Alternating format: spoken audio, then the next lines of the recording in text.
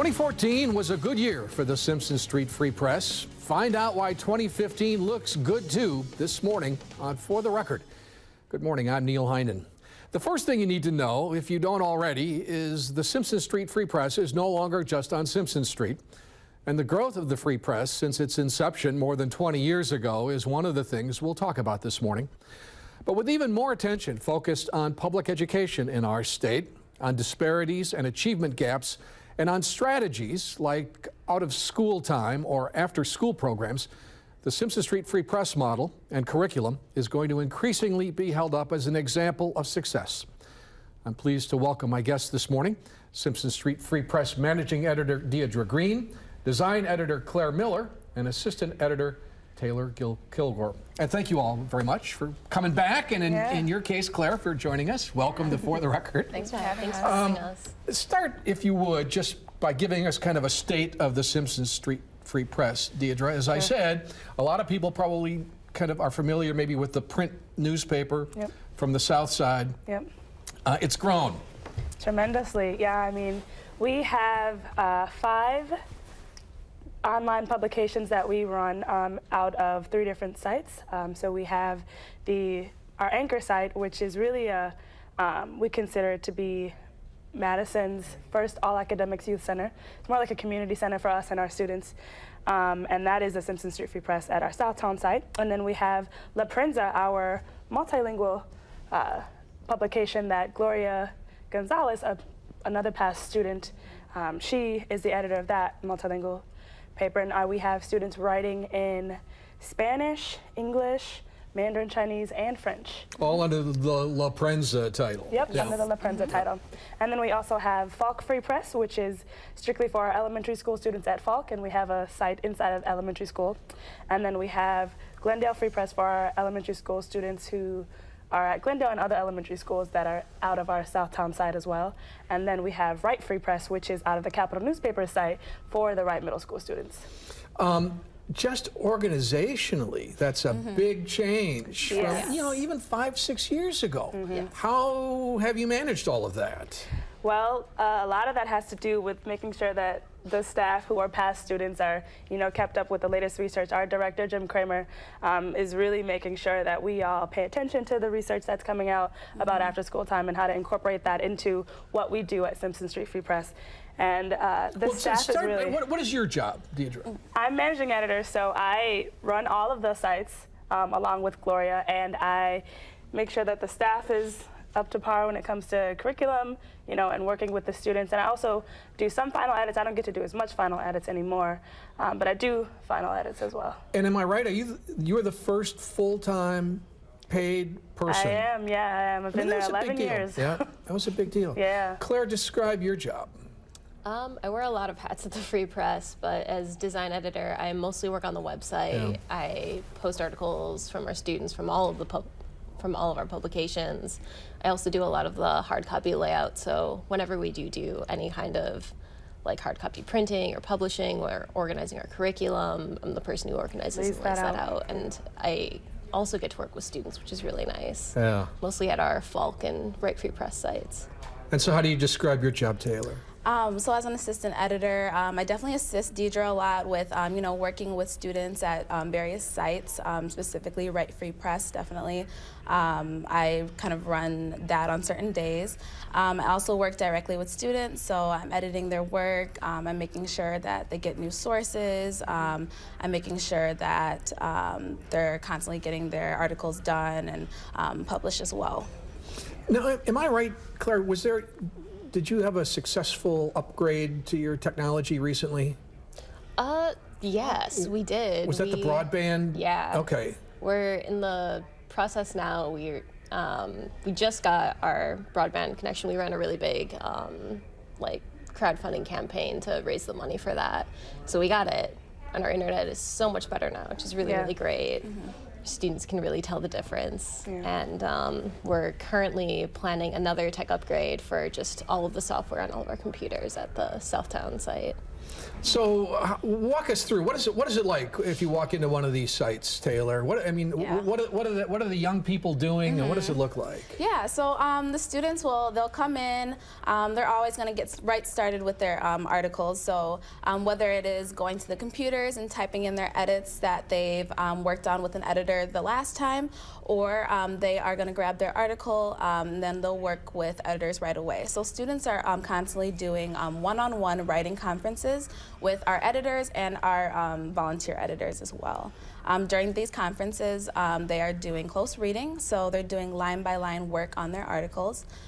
So when a student receives their source, they'll receive it through, we'll assign through an encyclopedia, other newspaper publications. Magazines, yeah. National Geographic. National Geographic. Sure. Yeah. And of Great course, source. they're going to do that close reading right away and doing underlining, highlighting, taking notes and things like that. Can you just take a minute and explain close reading again, because that's a term that means something to education professionals, and I want it to mean something to the audience too. And it's definitely important in the Common Core standards. Which is something that we really try to connect to, and we Common always Core. have Common Core state standards. Yep, so that is really honing in and analyzing your own work and analyzing the work that you're doing. So it is going line by line and understanding those sentences and just really fixing whatever needs to be fixed, or understanding what could be fixed, things like that. Exactly, and we have our students to read their articles out loud, so they read it themselves and they read it to the editor, because it's really important for them to hear their own writing, because I think that really, resonates with them. If there's a mistake in it, they'll hear it better when they're reading it to somebody else, and if they don't catch it, then the editor will catch it. And so either way, they'll see it. And we really think that the research tells us that the students get a lot of the most learning out of the editing process, and so that's why we really try to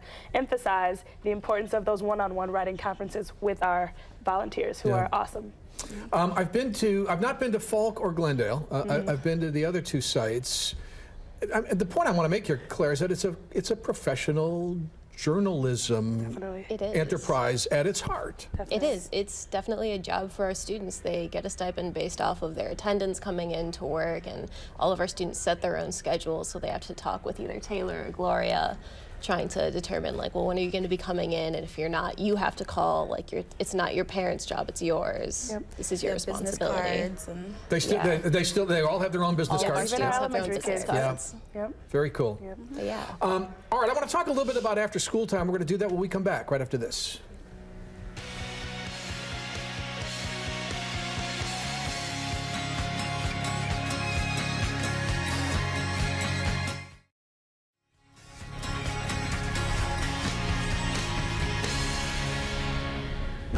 I am back this morning with three editors of the Simpson Street Free Press. Deidre Green, who's been on the show many times and is the managing editor of the Simpson Street Free Press. Claire Miller, who is the design editor, and Taylor Kilgore, who is assistant editor. And I'm not going to ask you to turn around, Taylor, but the shirt that she's wearing underneath her jacket, the Simpson Street Free Press shirt, has the logo on the back, which is never hand in your first draft. And it's just, it's a logo that kind of sums up the philosophy of the Free Press, I think, in a lot of ways. It's not done until it's right. Exactly. And it's part of the whole sort of curriculum there. And I think curriculum is integral to the, in addition to the sort of the professional newsroom atmosphere, the curriculum is so important. Yeah, definitely. Our director, Jim Kramer, has, owned and researched and been working on this curriculum for, over 23 years now. And it's really grown, and keeping up with the research is definitely a big part of making sure that our curriculum is up to par for us, at least. We use our curriculum, and it changes, over the years, but we use it at all of our different sites, and it's really important, I think, for our La Prensa paper, the bilingual one, to make sure that our curriculum is individual and flexible for different students and different learning styles. And I really think it helps, and it's making a big difference with all our students, even, us past students, I think. And it's something amazing. It works for all learners, really, all ages, because we have elementary through high school students, and we use it for every one of our students, and it works perfectly. Once students kind of get the hang of our curriculum on their own, they definitely use it in their own way to benefit them. Yeah. So students will, they all go through multiple drafts using our curriculum, 5 to 7, depending on how well they're doing, but we really don't consider an article finished until it's good enough to publish, and all of our students understand that. Who are the kids, Claire? Who's coming to the Oh my Simpson gosh, Street Free Press? so many different students from all across Dane County. I mean, I went to Verona, you and Taylor both went to La Follette. Yep. We have students from everywhere. Sure. And of all ages at this point. Yeah. Yeah. And it sounds like increasingly diverse. Yeah. Yes. Yep. We have students from all different walks of life and backgrounds. How do they hear about you? I mean, A lot of our students hear about it from other kids. We'll have kids who come in and they'll start working there, and then their grades will increase, and they'll tell their friends, my language arts grade, has gotten so much better since being at Simpson Street Free Press. Right. And then they'll tell their friends, and like, I want my language arts grade to, get better. And so they'll come in and apply, and then they'll join the program. Or we have students who hear about it from teachers. I was recommended by a teacher. Some kids, will see a show like this, and then they'll get interested. and so there's an application process, Yep. Yes. and you will have to say no occasionally. I mean, yeah, we have a waiting list for all of our sites. So we don't always get to take in as many kids as we would like, definitely. But we do try to take students off of the waiting list as often as possible, but we do have a waiting list still. And you mentioned someone saying my language arts grade went up. Yeah. I know you've got statistics. I know they're not in front of you, but I know you've got them. Even without asking you for exact numbers, can you give us an idea of how this has influenced performance in school? I mean, I know all of our students' attendance improved as soon as they started coming here, because we do Attendance check in that. their regular Yep, classes. in regular Regular school, school. yeah. Okay. So their attendance has gone up, it's better, their grades have either at least maintained if they're already doing well, or they've almost always improved. So we've had students that have come in on the brink of failing, and they've always sort of improved at least a little bit to get them sort of back up to par and up to grade level. And it's great because they really improve not only in language arts, they improve just across the board in general, because we do focus on, those core academics when they are writing their articles. So it's not only language arts that they're learning, they're also gaining confidence in other classes as well. So. And we mentioned the National Geographic, but the fact is that there is an emphasis on science, Yes. right? Yep. I mean, that's always been sort of a traditional emphasis at the Free Science, Press. history, geography, those are our three most popular sections, yeah. Yeah.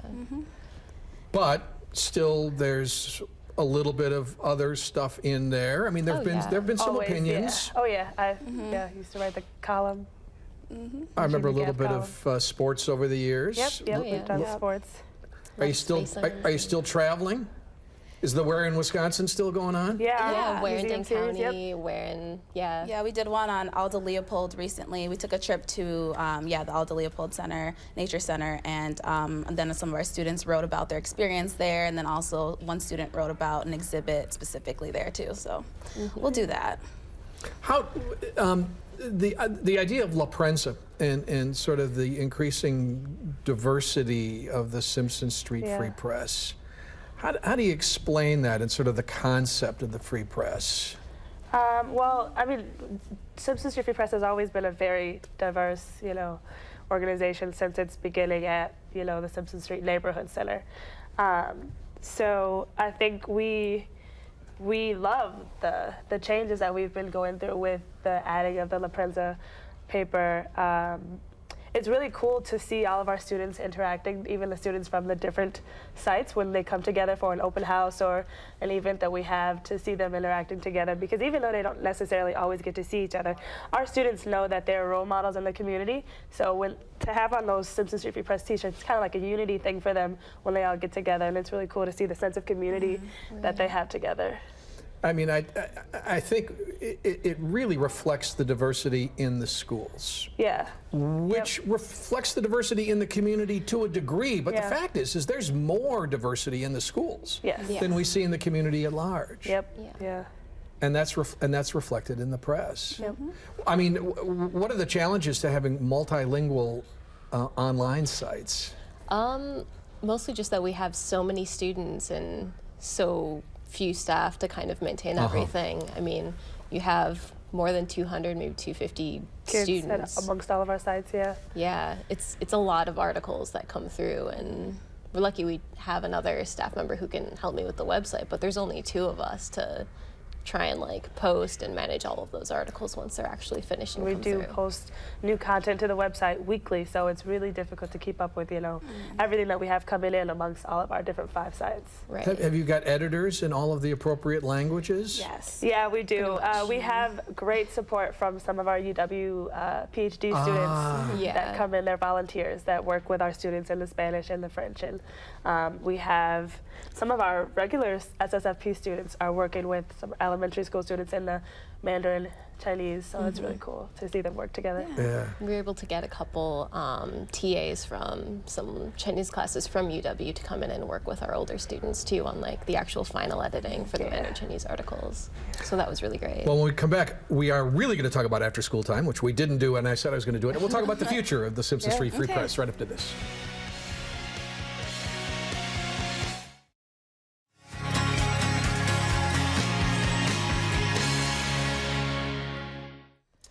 I am back with managing editor Deidre Green, design editor Claire Miller, and assistant editor Taylor Kilgore of the Simpson Street Free Press.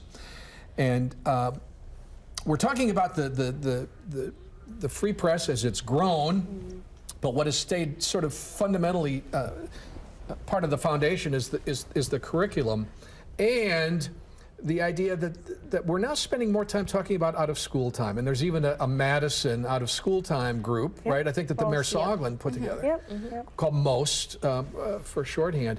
But more people are talking about out-of-school time. It's something that the Simpson Street Free Press has always been. From your point of view, though, Deidre, why is this getting more attention now, and why would the Free Press be such a model? Well, I think it's getting a lot more attention because the research is now showing that, I mean, it's always shown, but I think more recently it's showing that you get the most results from taking advantage of this out-of-school time. You know, students get, they do better when they have this extra instructional time that's not a classroom. So what we try to focus on is supporting the school day and not replicating it. So our students, they come in and they learn and they are engaged in, those core academic subjects, but we don't treat it as a classroom. It's not a school type of thing.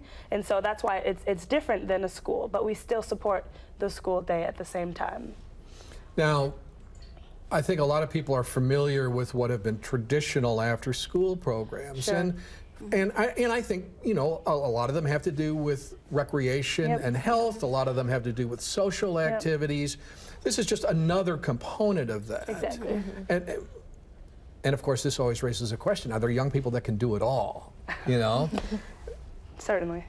I mean, do you have people on the Free Press who are also doing after-school rec programs? And that's why it's so important for our students to make sure they keep their own schedules. And I think that's why we are so successful, is because we try to tell our kids that it's important to keep a balanced schedule. And you can do basketball on Tuesdays and football on whatever days, but make sure that you keep a schedule and you're consistent with having a broad range of activities that you do. And I do think that academics is one of those that should be included in every child's, scheme of a schedule.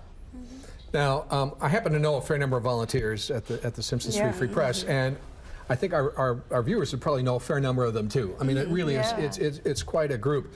But what's standing in the way of growth? I mean, is there room for more volunteers? I mean, are we safe saying if people want to help that they would be welcome to contact you? We have tons of volunteers.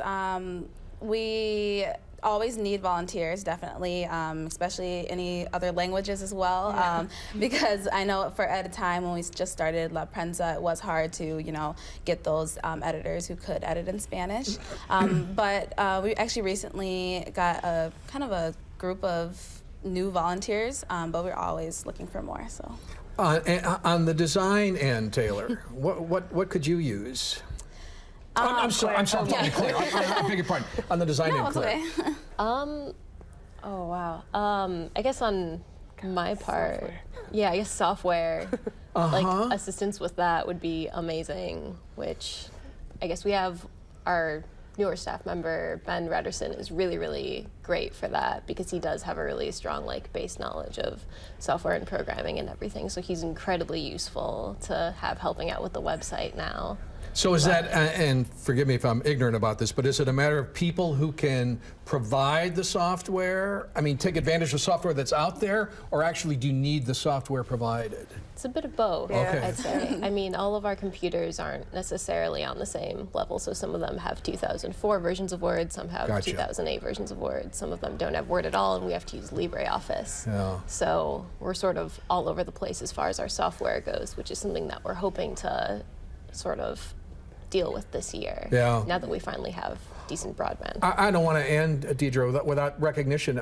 You've been a couple of nice honors over the last few years. Yeah. A trip to the White House, I recall. Yeah. But then just recently, you were asked to present at a national conference on after school. Is that what it was? By the After School Alliance, Yeah. We're really excited. Jim has always been looking at the research, and so the After School MetLife Alliance is something that we've always been looking at, so it's going to be really cool to be finally included in one of their issue briefs, because we're also going to be included in an issue brief by them, as well as being invited to come to the national conference and speak. Was that this spring, that conference? This March. Yeah, this March. So what else, 2015? Any other growth plans, Deidre? I mean, we're always looking to expand and add more students, and so hopefully as, funding continues to come in, we can always, grow and continue to reach as many students as we can and help to decrease this nagging achievement gap that Madison and Wisconsin has. Yeah, I mean, I'm sure there are not any definite plans worth announcing yet, but I do know that people in Rock County are interested in this model now. Yeah, Beloit, Janesville, Yeah. we've been talking with about, having a model that's similar to ours there, so that's exciting to Former grow Senator it. Tim Collin is really Yeah. interested in this. Yes. And the Department of Public Instruction Yes. is Yeah. really paying attention. Yeah, we've been having a lot of talks with DPI, so hopefully we can get some definitely good progress with Exciting stuff. that. Yes. Congratulations to all three of you. Thanks for you. coming Thank on. you. We're going to come back and wrap up For the Record right after this.